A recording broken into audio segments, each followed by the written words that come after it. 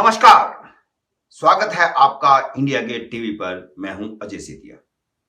मित्रों, यह बात क्या सही नहीं कि जवाहरलाल नेहरू के कारण पाकिस्तान ने जम्मू कश्मीर के 1/3 हिस्से पर कब्जा किया हुआ है?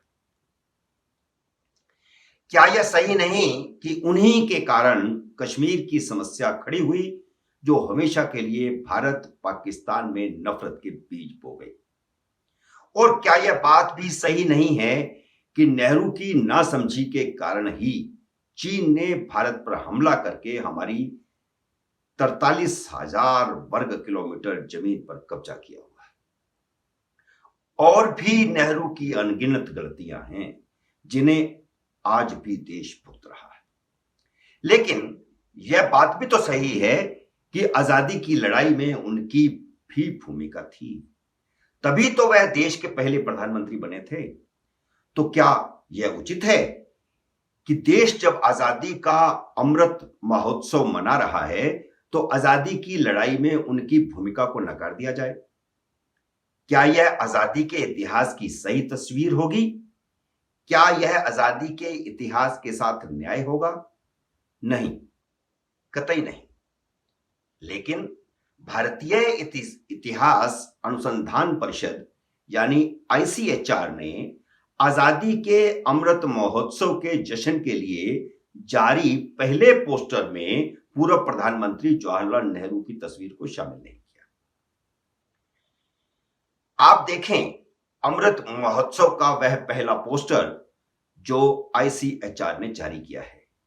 इसमें गांधी, पटेल, वीर सावरकर, सुभाष चंद्र बोस, डॉक्टर राजेंद्र प्रसाद, मदन मोहन मालवीय, डॉक्टर अंबेडकर और क्रांतिकारी सरदार भगत सिंह के फोटो तो लगाए गए हैं, लेकिन जवाहरलाल नेहरू का फोटो नहीं।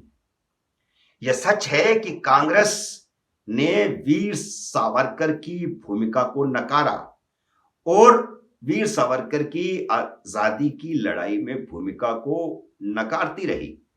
वाजपेयी शासनकाल के समय जब सेंट्रल हॉल में वीर सावरकर का चित्र लगाया गया तो उस समय भी कांग्रेस ने उसका विरोध किया।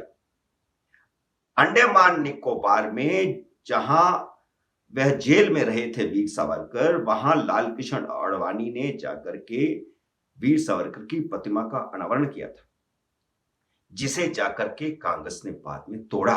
अपना शासन आने पर मणिशंकर अय्यर वहां गए। कांग्रेस में के जमाने में लिखी गई इतिहास की पुस्तकों में सरदार भगत सिंह को आतंकवादी तक बता दिया गया था। कांग्रेस सुभाष चंद्र बोस को भी आजादी के इतिहास से बाहर रखने की कोशिश करती रही। अंग्रेजों के कहने पर आजाद हिंद फौज के सैनिकों को भारत की फौज में शामिल नहीं किया गया, जबकि उस समय की मांग यह थी कि आजाद हिंद फौज के सैनिकों को भारत की सेना में शामिल किया जाए, क्योंकि उन्हें सुभाष चंद्र बोस ने बाकायदा सैन्य ट्रेनिंग दी थी। आपातकाल के दौरान इंदिरा गांधी ने जो कालपात्र जमीन में गड़वाया था, उसमें सिर्फ नेहरू गांधी का ही महिमा मंडन किया गया था। सुभाष चंद्र बोस, वीर सावरकर, चंद्रशेखर आजाद, भगत सिंह आदि का तो कहीं जिक्र ही नहीं था। इसीलिए बाद में मोरारजी देसाई की जब सरकार बनी तो उन्होंने उस कालपात्र को वहां से निकाला, ताकि गलत इतिहास आने वाली पीढ़ियों को ना पेश किया जा सके। लेकिन अगर कांग्रेस और नेहरू की सोच दूसरों की भूमिका को नकारने वाली थी, तो मोदी और भाजपा की भूमिका नेहरू की भूमिका को नकारने वाली है। कांग्रेस ने प्रधानमंत्री मोदी को जिम्मेदार ठहराते हुए कहा है कि उन्हें अपने पूर्वाग्रहों से ऊपर उठकर मामले में दखल देना चाहिए। कांग्रेस और अन्य विपक्षी दल आरोप लगा रहे हैं कि यह भाजपा की सरकार की मानसिकता के कारण ऐसा हुआ है कि अमृत महोत्सव पर जारी पहले पोस्टर में जवाहरलाल नेहरू का चित्र नहीं। जब कांग्रेस और अन्य विपक्षी दलों ने पोस्टर में नेहरू का फोटो नहीं होने पर कड़ी आपत्ति जताई तो आईसीएचआर ने सफाई दी है। हम आपको आईसीएचआर की आपत्ति दिखाएं, इससे पहले देखें कांग्रेस के वरिष्ठ नेता शशि थरूर की ओर से जारी ट्वीट के साथ नेहरू का एक वीडियो जिसे कांग्रेस ने बनवाया था। उस वीडियो को जारी करते हुए अपनी टिप्पणी की है शशि थरूर ने, वह आपको अंग्रेजी में सुनाई देगी। और शशि थरूर ने कहा है कि छोटी हरकत से आईसीएचआर ने खुद का ही नाम खराब किया है। आप इस वीडियो को देखिए। Jawaharlal Nehru was certainly known for being the extraordinary and pioneering first Prime Minister of India. Yet his portfolio in his first cabinet extended to cover the departments of external affairs, foreign ministry, and scientific research as well. After a prominent role in the struggle for independence, both as a radical anti-colonial figure as well as a diplomatic leader, he stepped into leading the enormous governmental vacuum left by the Raj. विपक्षी पार्टियों की आलोचना का सामना कर रहे ICHR ने स्पष्टीकरण जारी किया है और उस स्पष्टीकरण में कहा है कि यह विवाद गैर जरूरी है, क्योंकि आने वाले दिनों में जारी होने वाले पोस्टरों में नेहरू की तस्वीर होगी। लेकिन क्या यह पहले पोस्टर में नहीं होना चाहिए था?